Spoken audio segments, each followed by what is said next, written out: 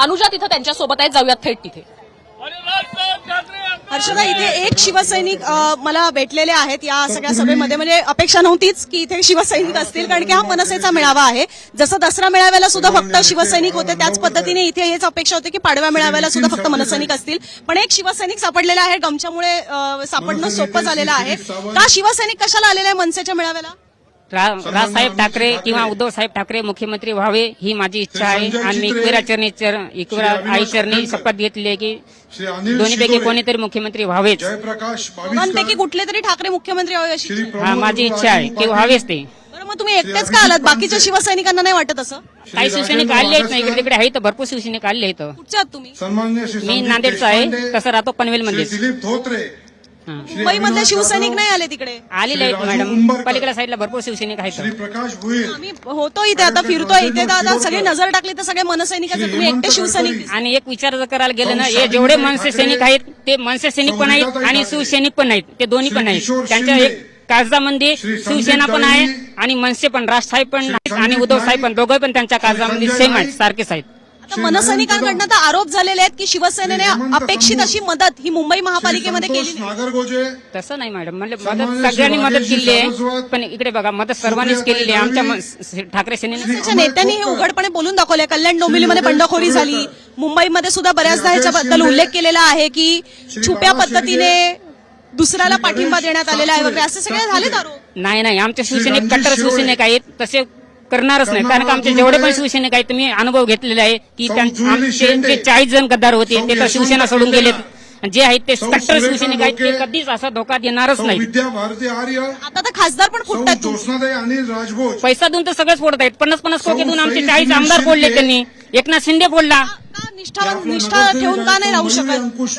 कितीदा तक्रारी येतात की ठाकरे भेटत नाही, ठाकरेंपर्यंत ऍक्सेस नाही, अशा किती तक्रारी जाणून बुजून तक्रारी आणल्या जातात मॅडम. तक्रारी एका येत नाही. काही तक्रार देण्यासाठी आता एखादा व्यक्ती असतात, त्याला नका पैसे देणार, जाय बाबा तू नका तक्रार कर. सगळा पैशाचा खेळ चालू आहे भाजपकडे आणि शिवसेनेकडे. पैशाचा खेळ चालू आहे बस. मला एक सांगा, शिवसेनेला म्हणजे शिवसेना युबीटीला असं नाही वाटत काँग्रेस सोबत राहिलो असतो तर जरा जास्त चांगल्या जागा आल्या असत्या मनसेसोबत राहण्यापेक्षा? मनसेच्या तर 6 आल्या, काँग्रेसच्या 23 आल्या. तसं नाही मॅडम, कारण का यांच्या पण जागा त्यांच्या पण जागेला असते, पण ईव्हीएम मशीनचे जे घोळ आहे ना त्याच्यामुळे धोका झालेला, बाकी काही गोळ झाला. ईव्हीएम मशीनचा. मग तुमचे कसे 65 आले? 65 आले म्हणजे मॅडम 65 ऐका, जे कट्टर शिवसैनिक होते त्याच ठिकाणचे पण आलेले. असं नाही हरलंय की ईव्हीएमचा गोळ, जिंकले की मात्र कट्टर शिवसैनिक, असं कसं? नाही तसं नाही मॅडम, कारण का ईव्हीएमचा घोळ इथंच नाही, आपल्याच राज्यामध्ये नाही, प्रत्येक राज्यामध्ये झालेला आहे ना. मला सांगा, तुमचे 65 आले म्हणजे तिकडे ईव्हीएम मध्ये गोळ नव्हता हे तुम्ही मान्य करता? मग जिकडे हरले तिकडेच फक्त ईव्हीएम मध्ये गोळ होता, असं कसं चालेल? बरं, तो प्रश्न वेगळाच आहे. प्रश्न हा आहे की तुम्हाला काँग्रेस सोबत राहावंसं नाही वाटत, ज्याच्यामध्ये तुम्हाला लोकसभा आणि विधानसभेला काहीतरी तरी मतांचं ट्रान्सफर झालं. ते मनसेसोबत काय वाटतं त्याबद्दल?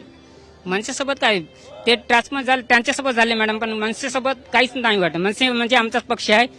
तुम्ही तर नांदेडचे, काँग्रेस जास्त जवळची वाटली पाहिजे ना मनसेपेक्षा? काँग्रेसमधनं पण काँग्रेसने पण तिथं काही जण आहेत काँग्रेसचं पण धोका देऊन गेलेले आहेत, जे भाजपमध्ये तिथले पण वळून घेतले हो भाजपमध्ये. मी म्हणते, तुम्हाला काय वाटतं, शिवसेना युबीटीने काँग्रेस सोबत राहावं की मनसे सोबत राहावं? शिवसेनाने मनसे संघच राहायला पाहिजे खरे. मनसे? हा, मनसे संघ. हा, माझे कविता घ्या ना मॅडम, कविता घ्या. मी विचारते, मनसे सोबतच का, काँग्रेस का नाही? नाही, काँग्रेस पण पाहिजे आणि मनसे पण पाहिजे. दोन्ही कसं मिळेल?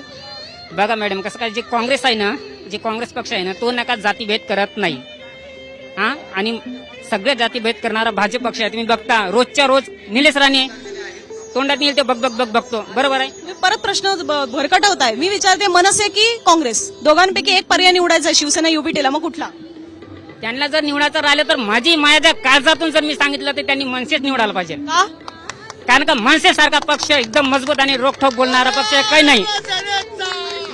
मग 20 वर्षात असं का नाही वाटतं? आताच का असं वाटतं?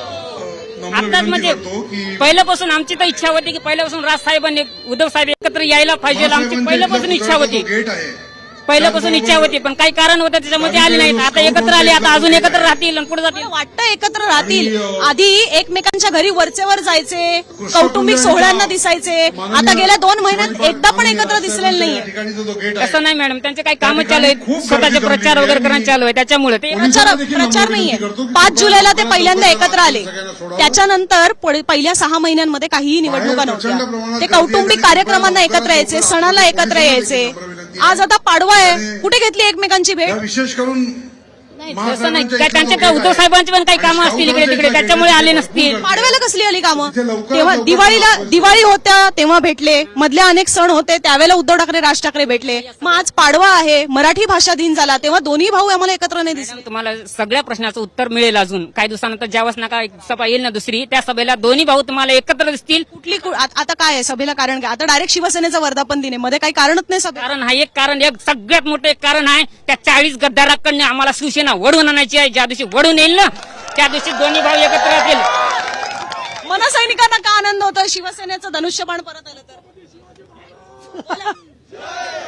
कोणाला तिकडे जाऊन बघूया, थांबा, तिकडे जाऊन बोलूया. मला सांगा, तुम्हाला पण असं वाटतं की धनुष्यबाण परत यावं? नाही, असं नाही. धनुष्यबाण परत यावा उद्धव ठाकरेंकडे, असं वाटतं का? मी बोलू शकत नाही. तुम्ही पुढे या. मला तिकडे होते, थोडं बाजूला व्हा. नाही, तुम्ही अगदी टाळ्या वगैरे वाजवल्या. शिवसैनिक म्हणतायत तिकडे की त्या 40 गद्दारांनी परत यावं असं ते म्हणतात. त्याच्यानंतर त्या धनुष्यबाण आम्हाला परत आणायचे वगैरे. मनसैनिकांना काय याच्यावर आनंद झाला एवढा? नाही, मनसे सैनिकाला आनंद याचा आहे का 20 वर्ष झालेले मनसे स्थापन आहे. आज मनसे सैनिकासाठी सगळ्यात मोठा आनंद आहे आज, जे आज गुढीपाडवा मेळा आहे. आणि राज साहेब, थांबा, मी काय म्हणते, त्यांनी मगाचपासून बरीच उत्तर दिली, तेव्हा कोणी एवढ्या टाळ्या नाही वाजवल्या. त्यांनी ज्या वेळेला म्हटलं, शिवसैनिकांनी ज्या वेळेला म्हटलं की त्या 40 गद्दारांना परत आणायचं, त्यांच्याकडनं धनुष्यबाण परत आणायचं, तेव्हा मनसैनिकांनी इकडे सगळ्यांनी टाळ्या वाजवल्या. मला ते विचारायचंय, उद्धव ठाकरेंकडे धनुष्यबाण परत आला तर त्याचा आनंद मनसैनिकांना एवढा होणार आहे? नाही, आम्हाला आनंद नाही. त्या बघा, धनुष्यबाण 40 गद्दारांनी नेलेला आहे, त्याचा आनंद आम्हाला नाही.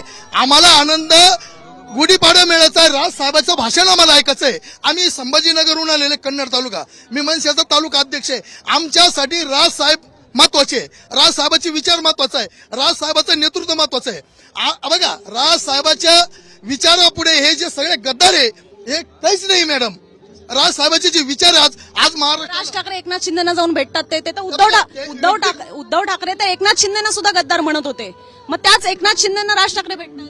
बघा, पक्षाचे विचार आणि वैयक्तिक संबंध हे खूप अलग आहे मॅडम.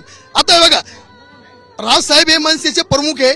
आज महाराष्ट्रातून इकडे मनसे सैनिक आलेले, त्यांना मानणारा वर्ग आहे महाराष्ट्रामध्ये. आणि त्यांचे जे वैयक्तिक संबंध आहे, शिंदे साहेब असो, तुमच्या मतदारांनी प्रत्येक वेळेला असं काही फरक करत बसायचा का की आता ते वैयक्तिक संबंधांसाठी भेटतायत, आता कामासाठी भेटतायत, आता युतीसाठी भेटतायत? लोक काय प्रत्येक वेळेला असं फरक करत बसणार? बघा, मनसे हा समाजासाठी, जनतेसाठी काम करणारा पक्ष आहे. आज हे जे शिंदे गट असो, बीजेपी असो, हे आज सत्तेमध्ये मॅडम. आज मनसेचे जे काही नेते, काही कार्यकर्ते, काही राजसाहेबांचे विचार, मनसेला बी वाटतं का काही समाजाची कामं व्हायला पाहिजे. आता त्यांची जे भेटी आहे, त्यांचे काय जे विचार आहे, ते सत्तेमध्ये याचं काहीतरी कामं झाले पाहिजे ना जनतेचे. आता मी कन्नडचा तालुका प्रमुख आहे, पक्षाचं माझ्यावर जबाबदारी आहे. मग तालुक्यामध्ये जनतेची कामं कशी करायची, आम्हाला सत्तेमध्ये राहून भेटीगाठी घेऊन त्यांचे जनतेची कामं करून घेणे मॅडम. तुम्ही पण अजित पवारांसारखं म्हणाल की सत्तेत राहिलं तरच कामं होतात, म्हणून आम्ही सत्ताधाऱ्यांसोबतच जातो, असं करून तेच महायुतीवाल्यांसोबत. आम्ही काही एवढे मोठे नेते नाहीये, आम्ही रस्त्यावर उतरून काम करणारे लोक आहे.